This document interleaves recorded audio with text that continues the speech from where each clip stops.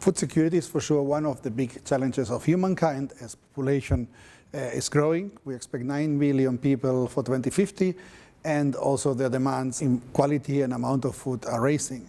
In that sense, for sure, it's important to assure sufficient production of food, and for sure also economic capacity to buy that food. But evidently, food production is strongly related to environmental services.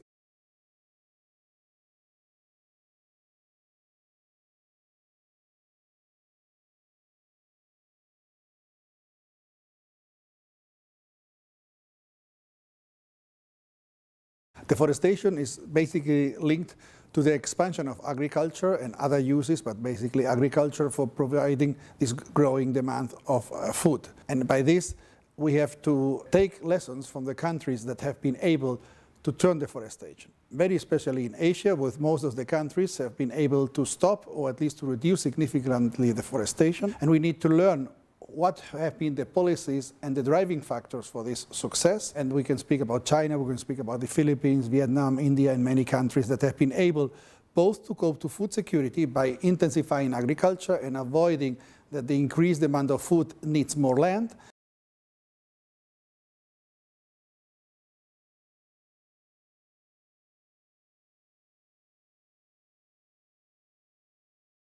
This mobilization tries to achieve twofold elements. A first one, which is related to increase knowledge and sensibilization of the population on how important the earth and all the environmental services that nature, and very especially forests, provide for humankind.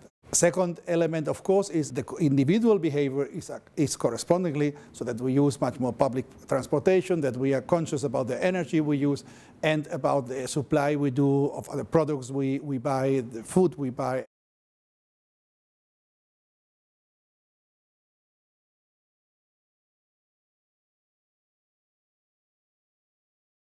Once we have achieved this consciousness, this correspondent attitude by everyone is crucial, and there are all these fields where we can acting in being conscious on the costs and environmental effects of pollution by the use of fossil energy, shifting where possible to renewable energy, where not, being very conscious about energy saving in the way we buy products that are certified of origin, in the way we reduce our consumption patterns and we adapt it, where we travel, if we take as much possible public transportations, other elements that allow to reduce the high consumption level.